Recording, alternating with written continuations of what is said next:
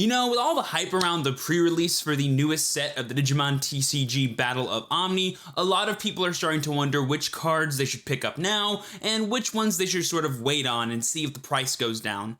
Well, in today's video, we are going to try to answer that very question. Welcome back everyone, my name is Steven Rodriguez, I'm your true champion, and that is right. In today's video, we're going to talk about the must-have cards from the newest set of the Digimon TCG Battle of Omni. Honestly, I love making videos like these. It's kind of like my excuse to be both retrospective about the Japanese format of this game, as well as sort of predictory on our own format, as well as future formats once new sets become available, because the overall goal is for me to talk about a lot of the cards in this new set, talk about how impactful I think they are both in this format and future formats, and hopefully give you guys the information you need to decide which cards you should get now, and which cards you should just kind of leave alone until you like desperately want to build that archetype.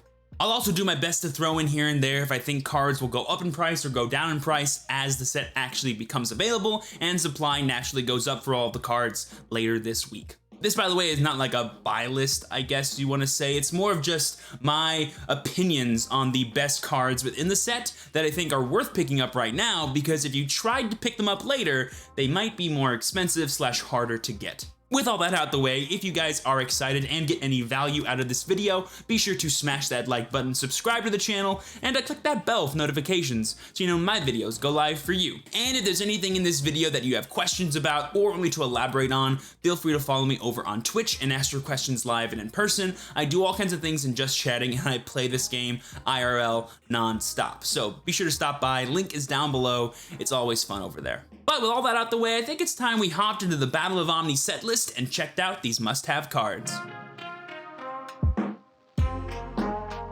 Alright y'all, here we are at world.digimoncard.com. I have the BT5 set list pulled up, and like I said earlier, the main cards I'm going to focus on for this analysis are like the SRs and secret rares, as those are the big chase cards for the set, but I will try to include the occasional rare / uncommon in the analysis if I do think they're worth it for future viability. Now, here we are at the red cards, and we have a super cool SR to talk about in Tactimon DX. I'm actually really excited for this new archetype to come about. Like I mentioned in my last video, I haven't been this excited for a red archetype since like red Galamon came out, and I think this deck is really cool. Basically, it utilizes the blitz mechanic as well as the awesome just sort of Digivol effect of Tactimon DX to have a nice little balance of board control while also being like a classic source red deck that can build a gigantic dude with a bunch of security attack and a bunch of DP gain that can just constantly pressure your opponent. Really solid strat. It's gonna be a neat meta call too, especially when you think about like what decks are looking to be popular in the BT5 English format. Think like Yellow Lord Nightmon, Rookie Rush, Yellow Green, think purple decks, any kind of purple decks. Like if you just shove like plus security in their face like on turn 3 or something, they are not gonna have a fun time because they need a lot of time to build up their trash or get their Zwart combo online, otherwise they're just going to lose. So this deck can create a lot of pressure and have some good matchups against a lot of the popular decks in this format if I think the person behind this deck knows the best times to go in and the best times not to go in. So it's a super neat deck, really cool meta call. Definitely pick it up if you're looking to play red this format. The fact too that like you can combine like the board clear and the pressure of Tactimon DX with like Z Greymon that lets you attack unsuspended Digimon, you can really outplay people sometimes, especially if they don't expect as big of a burst turn as Tactimon DX can create, and that's just kind of neat to me. Also, the blitz mechanic in general just seems super cool to build around, and I'm looking forward to seeing what it can do. Moving on to blue, however, the main name of the game was of course Source Control. One thing I do briefly want to mention is the inclusion of like the Garurumon support. We of course got like Sagittarius mode, which is really good with like the older promo where Garurumon that can like attack twice and give plus security on inheritable. We also have things like the Gabumon and stuff that will become super important in the next set once Bond of Friendship comes out, but could be really good right now because of ancient Garurumon existing from set 4. So just keep the Garurumon stuff in the back of your brain. It could be a super cool deck right now, but it will be a super cool deck in the next format, and it's worth picking this stuff up because it's pretty easy too. That being said, I do think that the main name of the game for blue was, of course, Source Control, and no card represents this better than Hexablaumon. A super cool card, really fun to build around. It gets a lot better once we get like the Old Force and Galamon starter decks with like the memory boost cards, as well as some other like really neat ways to utilize our big hand as a source for extra aggression. But also in set 6, we'll get things like a Zulongmon, which could be a really cool finisher for the deck. So the future for Hexablaumon looks really cool. Right now, though, it's a bit up in the air how good it'll actually be. I don't think it'll be that popular amongst blue players as like the best blue strategy to use, but it will be in consideration once people figure out some solved deck lists, decks that they like, techs they like, etc. Maybe he'll see a more consistent string of play, but until then, I don't think he's gonna be making waves anytime soon. So once the set actually comes out, like this Friday, I could totally see the price for this card going down. No questions asked. However, if you want to wait until set 6 to pick him up, he might be more expensive once that actually does come around. So just keep that in mind. There might be a sweet spot like in between those two things where he's nice and cheap, and if you really want to give him a shot, that'll be the best time to do so. All in all though, cool card. I can't wait to use him personally and to hopefully figure out ways to make him broken. Moving on to yellow cards, we of course have Starmon, which will always be a useful yellow card in any mono-based strategy. And then I think at the top here we have, Nightmon, who is specifically good in the Lord Nightmon deck, the boogeyman of the BT5 format. I don't think I need to tell you this, that this card is going to be absolutely insane. It is the epitome of yellow board spam strategies, and it will be one of the best decks, if not the best deck, of the current BT5 format. So if you plan on playing yellow, or this deck in particular, definitely pick up a playset. That being said, I do want to put a bit of an emphasis on the future viability for this card, because while it is blatantly strong and can only get better as, more yellow level 3s or warrior type Digimon come out, it's actually not going to be that used in set 6, particularly because if your reason for playing Lord Nightmon is that it's a spam deck, well, we get a much better spam deck in the form of Jessamon for red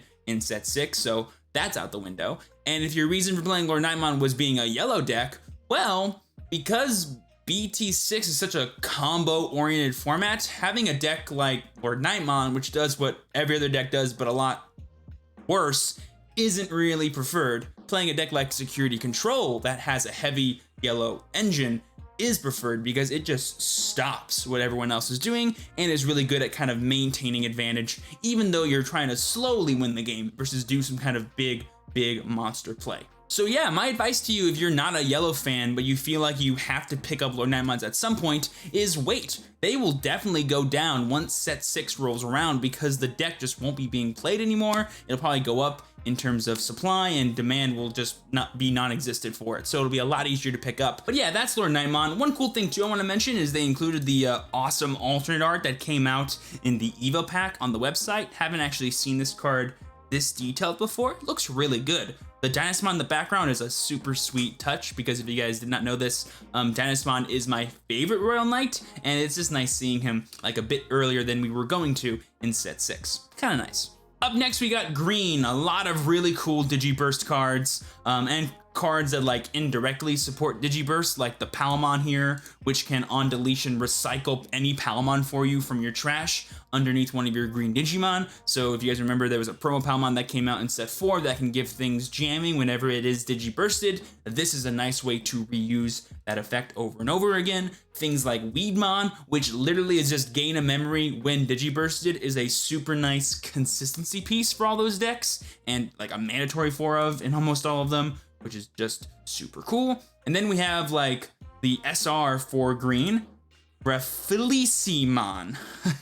So this card's really cool because it's like an ultimate payoff to playing Digiburst cards. Not only does it itself have a Digiburst effect that lets you just pump your entire board, but it also has the once per turn to target one of your opponent's Digimon whenever you do activate a Digiburst effect to stun that Digimon and make it unable to attack or block until the end of the turn. Really nice increase in aggression as well as defense. Super cool card. But I don't think it'll be in demand enough to warrant a super high price tag initially. This will definitely be one of the cheaper SRs, I'm sure, from the set. So definitely don't feel the need to pick it up immediately, because usually when you have a card that's like really cheap in pre-release time, it's gonna get even cheaper come official release time. So I would not be too worried about picking up this card immediately. Definitely wait like a week or two after the set comes out before you want to fully commit to it, especially since the fact that I don't even think that this will be like the facilitator for the best green deck you could play. The best green deck you could play is probably still going to be green OTK in some capacity, just with like all the new like Digiburst support cards that came out in this set. So yeah, Rafflesimon, not the most important thing, but a thing you could pick up and probably will be super easy to pick up if you wanted to. Moving on to the black cards of this set, a really nice like amount of quality of life cards. In particular, things like Warumanzemon, the first 2-drop vanilla level 5 for black. About dang time. Thank you, Bandai, for blessing us with this emo bear. Love to see it. But on top of that, we also have things like the new Black Metal Garurumon SR. This is actually a super cool card. It may not be the most obvious good card, but it is. And I'll tell you why.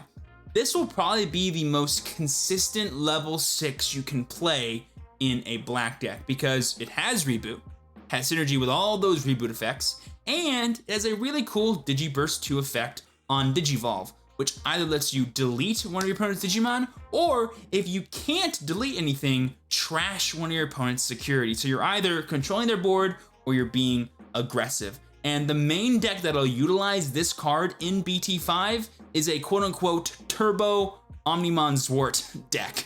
You know how we had like Turbo Omni Blue and Turbo Omni Red in BT1 and 1.5? Well, this will finally be the facilitator for that style of deck that has a lot of cheap evolutions, builds up to level 7s fast, but with Metal Garurumon and with things like Omnimon Zwart. So really cool. When you combine that with what Omnimon Zwart does and how powerful of a boss he is, that kind of deck will be kind of appealing to a lot of players. That being said, it probably won't be the best or even most played black deck out of all of them, but it will be one that exists, and it finally gets to exist thanks to the inclusion of cards like Warumanzemon. Definitely pick up a playset of this guy because it will be really useful in the future for other black strategies that do come out.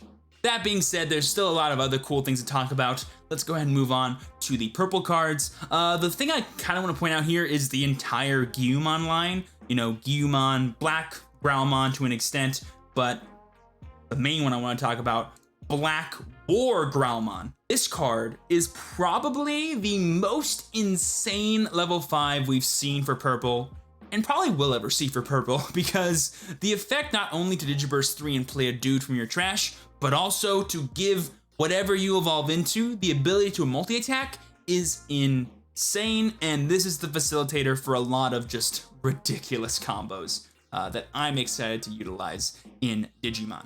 And to top it all off, a cool like theme for purple in this set was just deletion, either deletion of your things or deletion of your opponent's things. And Chaos Galamon is a really good facilitator for that kind of strategy, being on Digivolve Chimera and being able to also build your board whenever your dudes die, which is pretty cool. And then this will just be like a super consistent card for purple. It might get like, you know, power crept out really quickly once like just easier to play level 6s come out for purple. But if your goal really isn't to be like super fast zoom combo kind of guy, Chaos Galamon is a super awesome consistent card that in the format where like board spam type strategies or strategies that try to like keep their board as big as possible until they're ready to go in, it's gonna be really nice because you can punish those types of board textures really easily with the amount of deletion effects a deck like Chaos Gallant has access to. But like I said, in the future, he probably will get power crept out by things like Lilith Loop and Tactimon Rush, so don't focus too hard on like needing him always as a purple player. Just focus on using him to the best of his ability right now if you do want to play purple. But another really cool thing about purple, and in particular set 5 purple, is the amount of options you have for boss monsters. In particular, another really cool one is Tactimon. He may not be obviously really good. I know some people don't like him because of like how restrictive he is in terms of like what you have to do to get off the full benefits of his like 3 different effects. But man, when you pull off like a double attack or like even a triple attack to an extent with like Dark Despair and stuff with Tactimon, the amount of advantage you gain that turn is really cool. And I do like where he fits in this format. But his future viability is pretty much non-existent, because if you want to do like when attacking purple effects that gain advantage, things like Tactimon Rush in set 6 are going to be way preferred as opposed to this. So yeah, he's going to be fun right now, but I'm not sure how useful he will be in the future. So definitely, like, unless you want to commit to Tactimon Turbo or Tactimon Combo, don't super worry about this card. And yeah, that about wraps it up for all the main colors. Some things I want to point out before we get into the big SRs for BT5 is things like Magee Drama. This is the first card that's ever been created, I think, in Digimon that actually mills your opponent's deck. Doesn't really matter for the milling effect, it's more of a benefit for you than a hindrance against your opponent, but it is a really cool effect. And it can flash into play Galamons, so if they ever make more Galamons, this will only get better. A cool thing too is this might be like an homage to Crimson Mode being level 7, because it specifically says level 6 Galamons. Just a little theory I wanted to throw in for all the people in the comments out there. Let me know what you think. Is Crimson Mode gonna be level 7 or level 6 when he comes out? My vote is, because of this card, level 7. All right, silly theories out the way. Let's talk about the big cards that came out in BT5. All the level 7s that came out. We have Armageddon, regular Omnimon, Omnimon Zwart, Omnimon X Antibody, and my personal favorite from like an aesthetic point, Omnimon Zwart Defeat. And I'm not really gonna go in like a particular order here, but I want to talk about the Armageddon first, as I feel like he's like the least impactful out of all these cards, because while yes, I'm a Diabolomon stan, and all the Diabolomon support we got in BT5 is really, really good, this is like the bottom of the barrel. This feels like the cherry on top for Diabolomon support. It's just a nice inclusion, you know, having a 3 cost to evolve or a 3 cost to play 15,000 DP rusher, really cool. And the bonus of being able to turn off things like Valder Arm or BT1 Omni or insert any annoying level 7 on Digivolve effect here is nice. That's all it is. It's nice. It's not needed. It doesn't help the consistency or the overall power of the deck. So while everyone was super hype about Diabolomon because this card got revealed, the real like benefit that Diabolomon got from BT5 is like Errata Sonata. I mean, this card is the broken card that made Diabolomon great. And if you want to play Diabolomon in any capacity from now on or the future, definitely pick up this card as a playset. And you know what? Get the alternate art. It's gorgeous. Now, the reason this set exists, the reason why it's thematically really cool, the Omnimons. The two big ones, or the two SR ones, I should say, are regular Omni and Omnimon Zwart. Omnimon is neat. You know, he's a 4 cost to evolve level 7, a lot easier to play. And the fact that he has Blitz as well as he can unsuspend himself means he's an extra source of aggression for any deck that can throw him in. And when you pepper in the fact that he has like a Millenniumon-esque effect where he can like linger on board is really cool. This card just screams, I create pressure, and that's all I do, as a super awesome inclusion in any red or blue deck. And I don't think that changes in the future. I mean, things like Jessamon, things like Bond of Friendship probably won't play him, but things like Hexablaumon will probably just jam this card if they have the ability to. This is a nice little be like, oh, you have no more security left? Cool. End my turn, evolve into this, restand, attack for game. Super cool. It's like another Lobomon, you know, for decks like that. So serving that purpose as a form of extra aggression, I think Omnimon's great. But serving the purpose of like, oh, this is the card I build my deck around, that kind of doesn't make any sense for this card. It does, however, make sense for the evil emo companion, Omnimon Zwart. This card is just like the epitome of boss monsters. He goes, when I come into play, stuff goes crazy, all right? You get 2 potential level 5s flash into play for free that get to use their on-play effects, and if you happen to have Mega Digimon Fusion be the reason why he came into play, he can attack and trump sword anything in play, or he could just attack multiple times, because if you are playing a purple deck, you can have War Growlmon underneath, and then he's just attacking twice for no reason. So this card is the facilitator for a lot of broken combos in purple decks, as well as like the ultimate inclusion for decks like D-Brigade or Black Turbo Omni that want to have a solid win condition on top of like everything else they do. So this card is not only the cherry on top,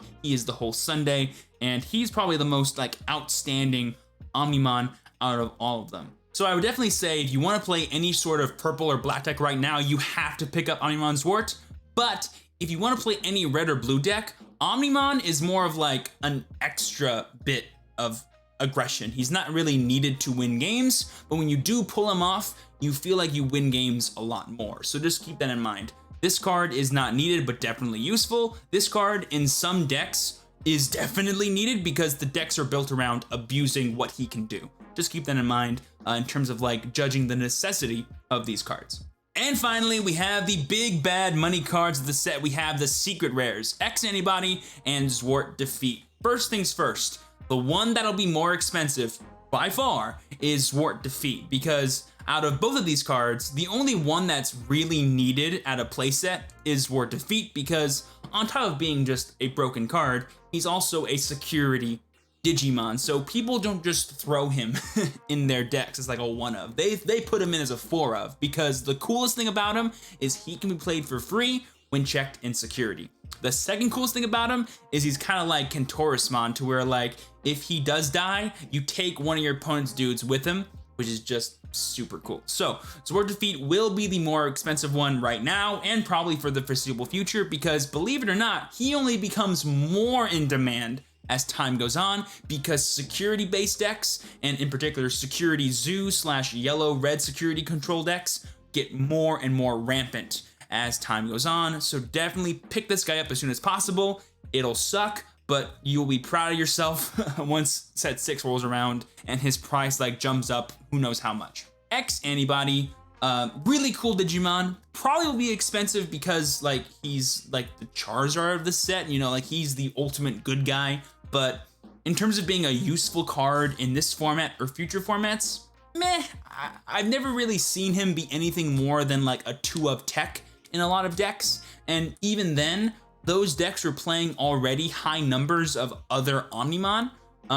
But if you do want to play like Jessmon in the future, people do jam him in there as like an extra source of defense against the mirror match. So keep that in mind. Right now, however, probably not going to see any play. So in the in-between time between set 5 like being fully released and set 6 coming out on the horizon, that will probably be when he is cheapest, and that's when I'd recommend you pick him up, because honestly, you're not really going to need him, and even if you do need him, you're probably never going to need more than 2 anyway, so he won't be super hard for you guys to get your hands on, I'm sure. Also, here's a little debate for you guys in the comments here. Which alternate art do you like better? The OG, you know, Digicard battle art for X Antibody, or just the stupid awesome Zwart Defeat alt art? I gotta give it to this one, because I just like it when they make a card that already looks super cool look even cooler. So definitely a bigger fan of this alternate art. Let me know what you think down below in the comments. And boom, there you guys go. That is it for the must-have cards for the 5th set of the Digimon TCG. Hopefully you guys did enjoy and learned a little something. I know I went on a couple of rants there about some of my favorite cards, as well as some more obscure cards, but I do think they were all points worth noting.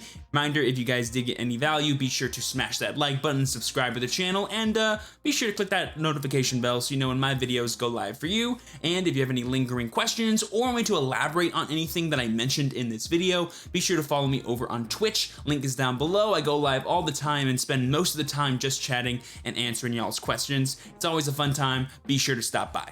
And with all that being said, I've been your true champion, Steven. Please be sure to work hard, rest easy, and live well. And I will see you all next time. Peace.